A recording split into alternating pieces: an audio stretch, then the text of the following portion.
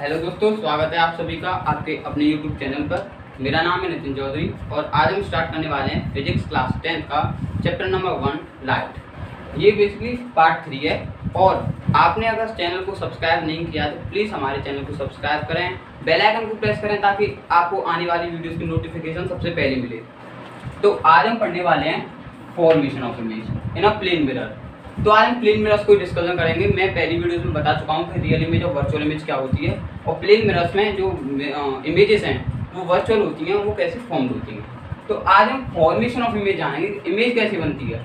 ठीक है, तो आप जैसे पहले इस डायग्राम को देखिए, ये डायग्राम नंबर 1। इस डायग्राम को देखो, इसमें एक पॉइंट ऑब्जेक्ट है, ठीक है, और यहाँ से लाइट रेस रिफ्लेक्ट होकर आ रही है। इस पॉइंट ऑब्जेक्ट से लाइट रेज रिफ्लेक्ट हो रही हैं, ये इस तरीके से, ये दो लाइट रेज हैं और यहाँ पे ये मिरर्स में हिट कर रही है, मिरर को इस पॉइंट पर हिट कर रही हैं, इन दोनों पॉइंट्स पे। ये पॉइंट है आपका P एंड ये पॉइंट है Q।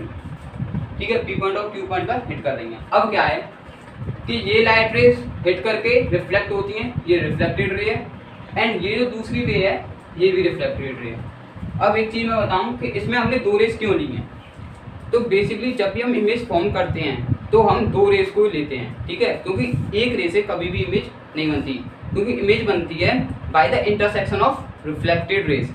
रिफ्लेक्टेड रेस के काटने पर जो इमेज है वो फॉर्म होती है।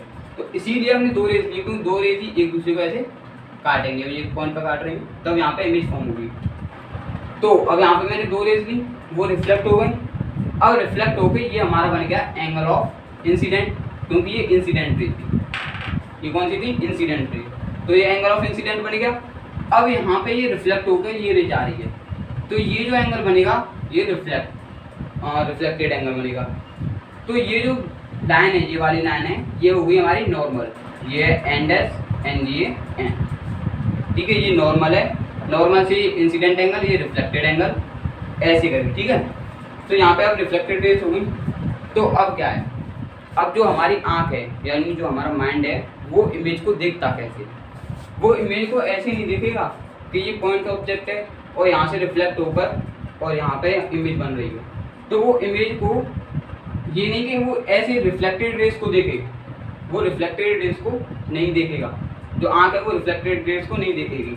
क्या होगा, जो हमारी आइज होती हैं वो एक स्ट्रेट लाइन पाथ को देखती हैं।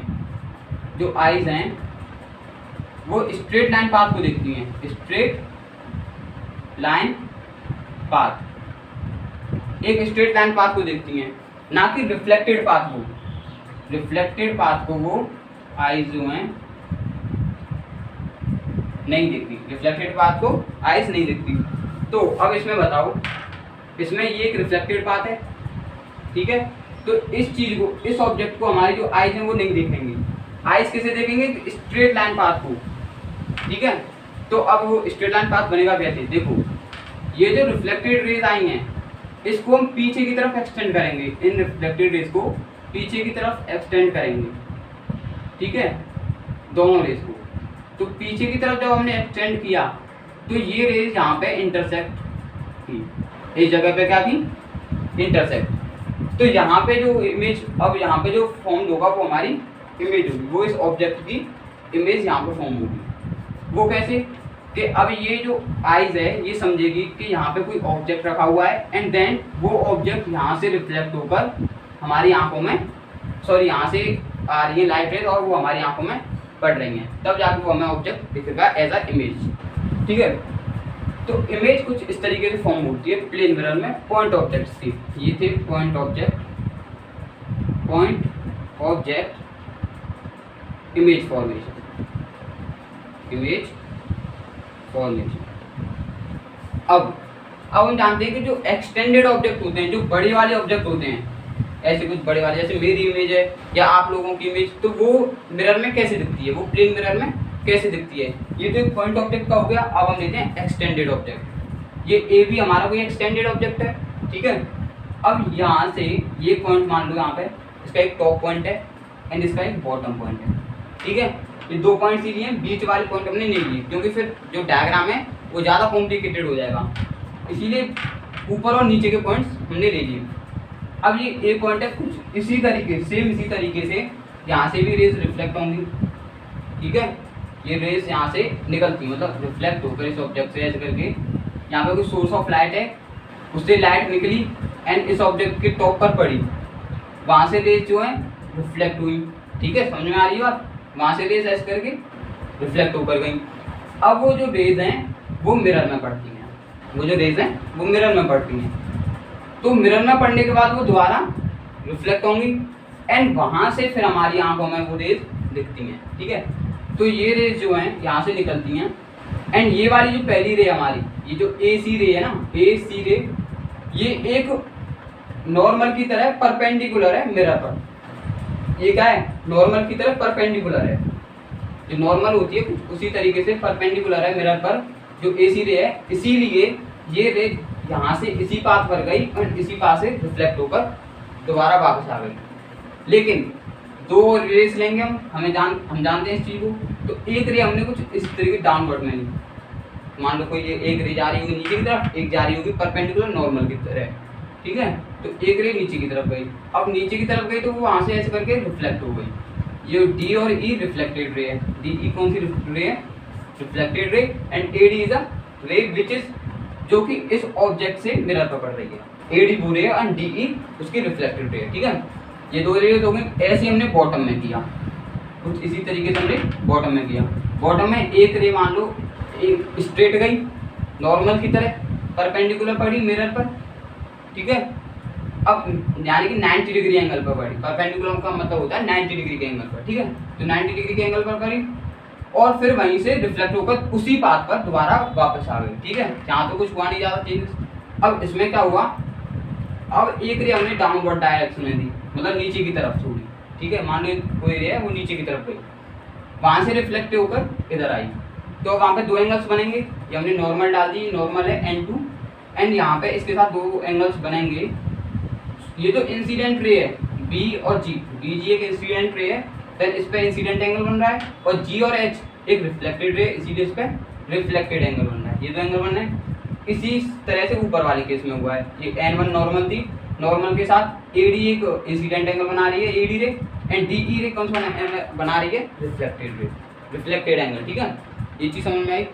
लेकिन फिर वही बात है कि अब ये जो हमारी आइज हैं ये उस ऑब्जेक्ट को, ये जो बड़ा वाला ऑब्जेक्ट है, मान लो ये रिफ्लेक्टेड रे कुछ इस तरीके यहाँ पे आ रही हैं, तो आंख जो है वो इस बड़े वाले ऑब्जेक्ट को ऐसे रिफ्लेक्टेड पाथ पर नहीं देख रही है, ठीक है।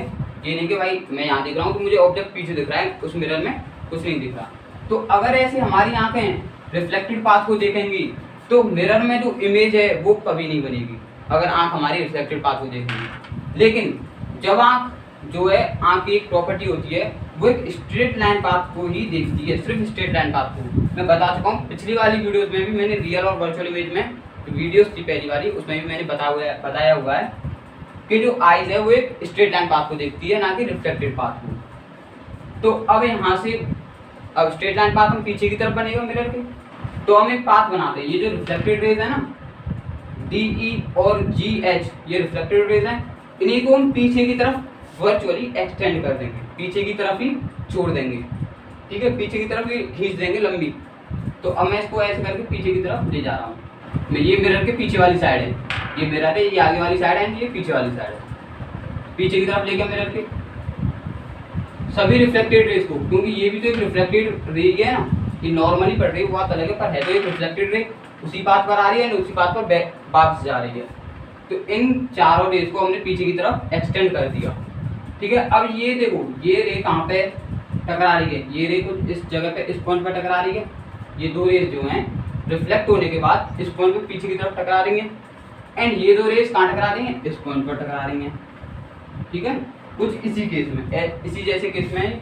तो अब ये जो पॉइंट था हमारा बॉटम वाला पॉइंट, ये हमें यहाँ दिखाई देगा, ठीक है, एंड जो टॉप वाला जो पॉइंट था वो हमें यहाँ दिखाई देगा, ठीक है। ऐसे ही इसके बीच में जितनी भी पॉइंट्स है, ये जो ऑब्जेक्ट है यहाँ पे जितने भी पॉइंट्स हैं, वो सभी पॉइंट्स हमें इसके बीच में दिखाई देंगे, टॉप और बॉटम के बीच में वो सारे पॉइंट्स हमें दिखाई देंगे।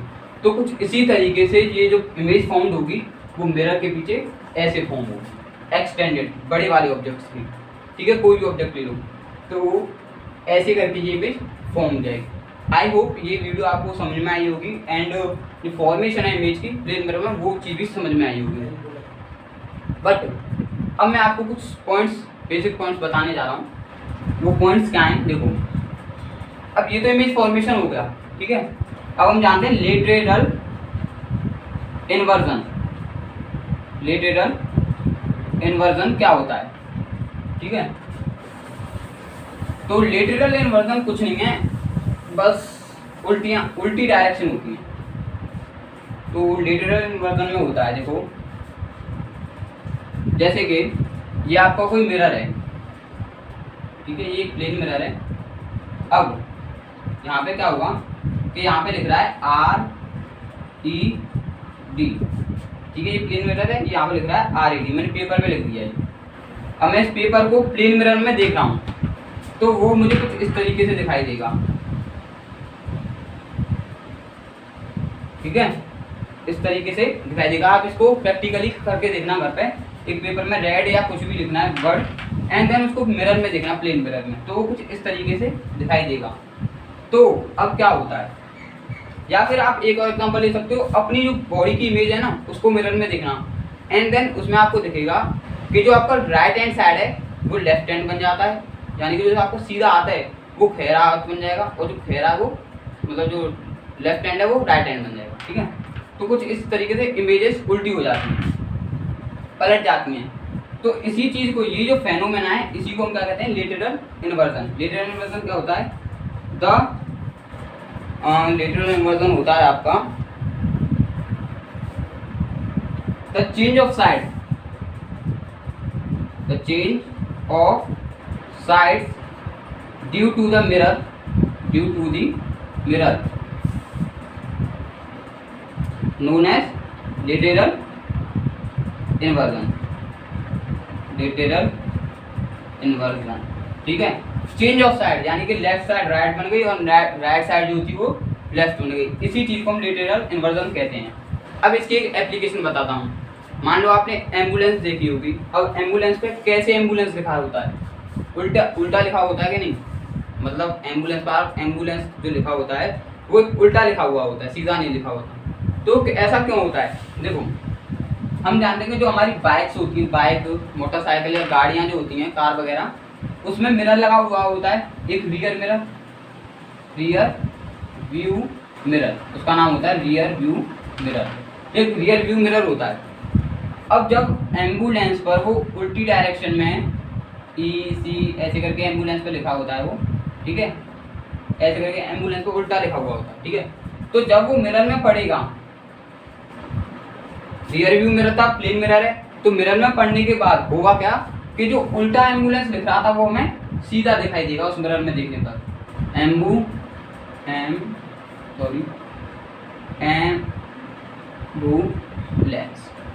तो कुछ इस तरीके से वो हमें दिखाई देगा सीधा।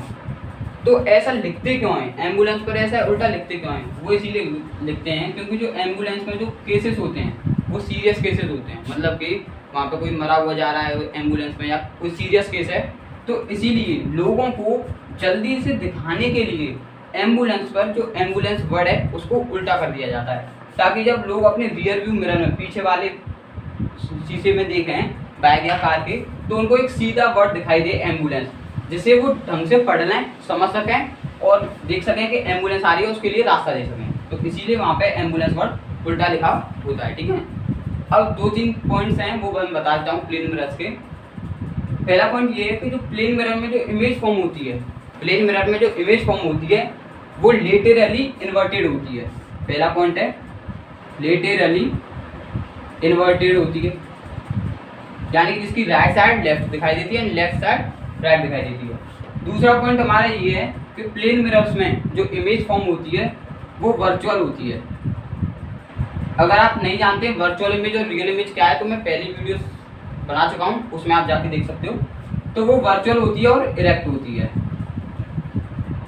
ठीक है। इरेक्ट का मतलब ही वही है, जो सीधी साइड है वो उल्टी दिखाई देगी, जो उल्टी साइड है वो सीधी दिखाई देगी, इरेक्ट का मतलब वही होता है, ठीक है। तो वर्चुअल दिखाई देगी, इरेक्ट दिखाई देगी, लेटरली इन्वर्टेड दिखाई देगी। अब तीसरा जो पॉइंट है वो ये है कि वो सेम साइज की होगी। जो भी इमेज फॉर्म हुई है मिरर में, प्लेन मिरर में, वो उतनी बड़ी होगी। देखो इस ऑब्जेक्ट को देखो, ये इतना बड़ा था, तो सेम साइज का ऑब्जेक्ट यहाँ पे बना इसकी इमेज में, तो उतनी बड़ी होगी जितना बड़ा ऑब्जेक्ट होगा। ठीक है, same size and same distance पर होगी। कहाँ होगी? सेम डिस्टेंस पर, यानी कि उतनी ही दूरी पर होगी जितनी की वो ऑब्जेक्ट है। जैसे ये मिरर था हमारा, अब इस मिरर से मेरा जो ऑब्जेक्ट था वो 5 मीटर दूर था। ठीक है, तो अब जो इमेज फॉर्म होगी मिरर में, वो भी 5 मीटर दूर ही फॉर्म होगी। मिरर के पीछे 5 मीटर दूरी होगी। ठीक है, वो ऐसे बनती है। जैसे कभी यहाँ पे ये मिरर के सामने इतने आगे था ऑब्जेक्ट, तो मिरर के पीछे वो इतनी ही दूर है। तो सेम डिस्टेंस पर होगी, सेम साइज पर होगी, जितनी बड़ी ऑब्जेक्ट, जितना बड़ा ऑब्जेक्ट है उतनी बड़ी इमेज फॉर्म होगी। जैसे यहाँ पे पॉइंट ऑब्जेक्ट था, तो यहाँ पे पॉइंट ऑब्जेक्ट की ही इमेज फॉर्म हुई है। पॉइंट, यहाँ पे एक्सटेंडेड ऑब्जेक्ट था, बड़ा वाला ऑब्जेक्ट था, तो उतनी बड़ी इमेज फॉर्म हुई है। ठीक है, वर्चुअल और इरेक्ट होगी, यानी नकली होगी, जिसको हम स्क्रीन पर नहीं दिखा सकते। ऐसी इमेज फॉर्म होगी, स्क्रीन पर नहीं दिखा सकते। And literally inverted. तो आज की वीडियोस में बस इतना ही। आशा करता हूँ आपको मेरी वीडियो समझ में आई होगी, आपको कॉन्सेप्ट्स क्लियर हुए होंगे। Thank you and please channel को, वो वीडियो को लाइक करना और चैनल को सब्सक्राइब करना। थैंक यू, धन्यवाद, जय हिंद।